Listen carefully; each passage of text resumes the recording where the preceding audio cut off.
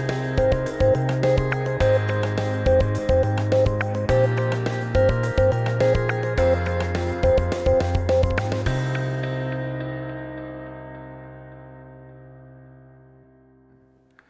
what is parity? Parity is used to check the reliability of data. It's a really crude check. So it's like sending your daughter to the store and you want to make sure that she didn't go to her boyfriend's house. So you look at some camera on the street and you say, well, I just saw a really pink car go by. Surely everybody would have seen that pink car.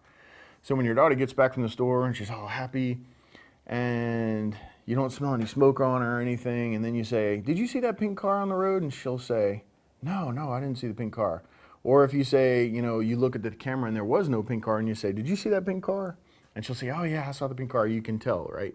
So it's just kind of a crude way to check. There's no guarantee that it was right because she could have just missed the pink car, right? So just parity is not a brutal, in-depth check. It is a very crude check. And it's basically like where a hash started, but a hash checks this byte, this byte, this byte, this byte, and that's it. So a 256-bit hash will go in and check 256 bits. It's more complicated than that, but the more numbers that you're checking, the more accurate you're going to be. So if I have two files that are similar, well, let's say, let me take an abstract here. So let's say two boats. Or let's do two cars, because everybody's been around cars. So we go and we look at two cars. Let's say a Toyota Prius. One's green and one's blue, and they're different years. So are they the same car, or just different years, or did they change something? So we check the doors on the outside to see if they open the same degree. We check to make sure that they both have the same type of muffler, or that they have a muffler. And then we also check to see that the battery sizes are the same, okay? So then you might check the fuel mileage to see if it's the same. So that's it. That's all we're going to check. But on the inside, you miss the fact that one of them has GPS, all this different stuff. So that's what parity's like. It's just a crude check. It's not going to tell you for sure, but it gives you an idea that something didn't go catastrophically wrong.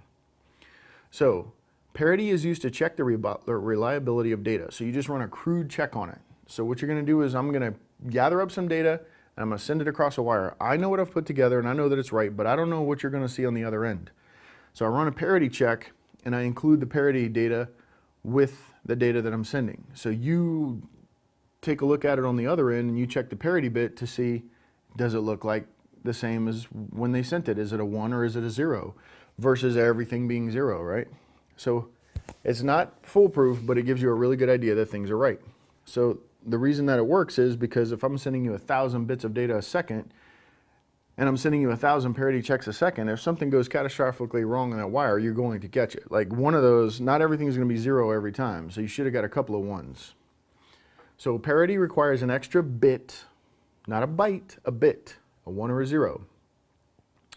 And memory can be purchased with a parity, with or without parity. The cost is higher with parity. It requires a lot of extra circuitry. So system specifications indicate if parity is required. Some computers cannot operate without parity in the RAM. That's just the way they're electrically connected. Parity is non-parity, parity and non-parity chips cannot be mixed. So if I have one bank of parity, let's say we have 4 slots, this set has parity and this set doesn't? No, they either have it, they all have it or they don't. It's an electrical configuration. So they all have to be the same.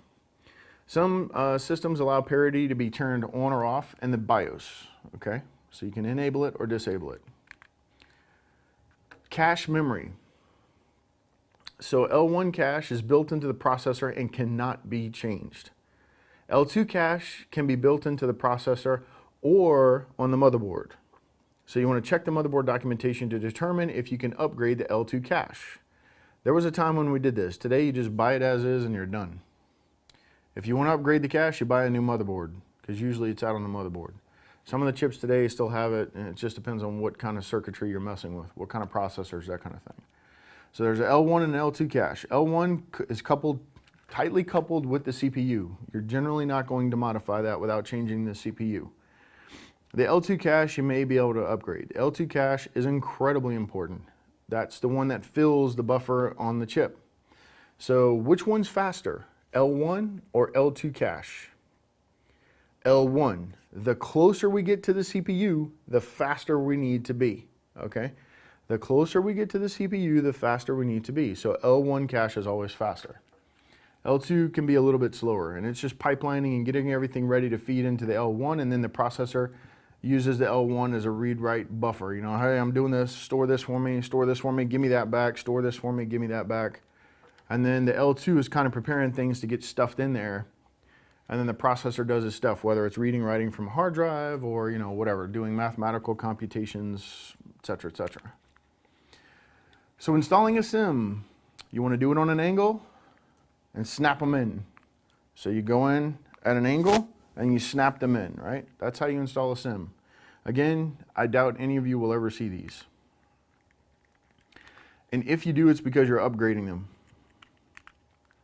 So CPU upgrades. A CPU, so like, this is kind of a funny thing. So I saw this video and this little kid was trying to figure out how to, it wasn't a little kid, he was a teenager, trying to figure out how to put a tape deck in a little Walkman portable tape deck player. So this is kind of funny because when we go to some things, we have like different pieces of old computers on like different conferences. So they'll have all this different RAM where you can swap it in and out and play with it. And people really have a hard time figuring out how to remove the SIMs from these holders that they're in. They're trying to pull on them and you have to pop them out and take them out. So when they're installed and you release them, they'll go on a 45-degree angle, and then you pull them out. And you push them in and you stand them up to snap them in. So that's how they work. CPU upgrades are becoming less common. This is very true, but it still happens a little bit. So people will buy a cheaper chip. So generally it's when the first of a series comes out, and then they'll come out with a big beefy one. And what people do is they'll wait until that big beefy one drops $1,000 in price, and then they'll buy it. So this is not uncommon today, but it's definitely not common.